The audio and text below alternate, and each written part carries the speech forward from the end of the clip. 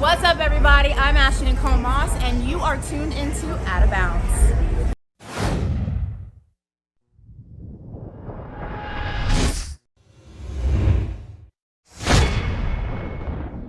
All right, Ash, so first things first, you're here at the Revolt Summit. You just hosted a panel. How was the panel?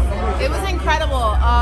I love whenever I can go ahead and highlight women in sports, regardless of the intersection they find themselves in, but also how we can go ahead and make sure it's better for the next generation and the generation currently. How can we go ahead and make this world better, more inclusive, economically, opportunity-wise? I love having those conversations because through conversation we can go ahead and bring about change. So I know you said up there that you hate the basic question of how is it being a woman in sports, but you're gonna ask me it. I'm gonna try to with the Amy Udoka situation, which we don't know the facts of yet. With even in entertainment, with rap, with DaBaby talking about Meg in a new album. Just how is it? Like how do you kind of navigate being a woman in the entertainment industry? I think it's important to have people around you that you trust first and foremost. As cliche as that sounds, it's definitely the facts. I think also using your own judgment in situations, and obviously people can go ahead and say one thing and be something completely different, but I think your intuition never lies. But I think from a journalistic standpoint, when we talk about these stories, it's important to be fair. It's important to only speak on the facts that we do have and the things that we do know. Obviously, you'll have your own feelings and opinions and thoughts and things like that, but it's not necessarily something you share. What your opinion should be based on is what we do know, and you should always be fair in that. And I think that when you go ahead and navigate in that space, your opinions are still, opinion-based business. Some people are going to like what you say, some people don't, but at least you know that what you did say, whatever statement you did make, was fair and based on the information that we do know, regardless of what the situation is. How was the interview with Trae Young? Trey's a great guy, but as a Knicks fan, obviously it was a little bit, I had to let him know, look, I'm in enemy territory right now, but Trey's a great guy. It's no animosity to the Hawks, that's over and done with, but I look forward to when we do go ahead and meet again. Hopefully it's a different outcome.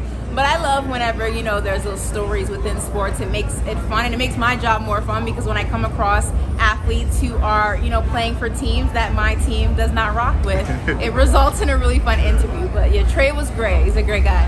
Well, what do you see from the Knicks this season? Hopefully a lot of wins.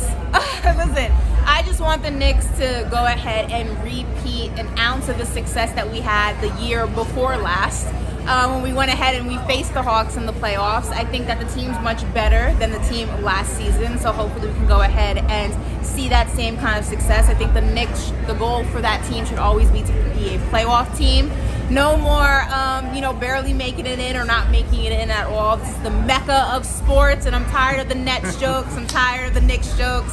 I need the Knicks to go ahead and be real competitors this season. A double part question. Why do you think Julius Randle bounces back this season? And if so, why? Absolutely.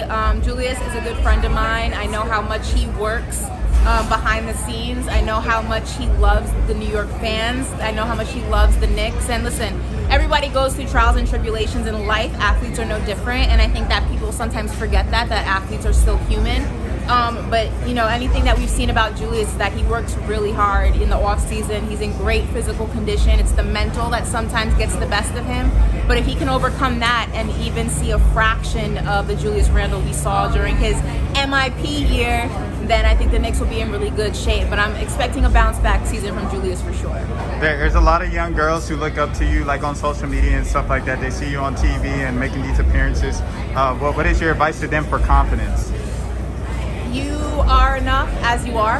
I know that in the age of social media, there's so much comparison and there's so many things to look at and make you feel inadequate, make you feel like you're not enough, but you're special. As simple as that, as cliche as it sounds, you're special, you're important, your voice matters, and it may not happen overnight.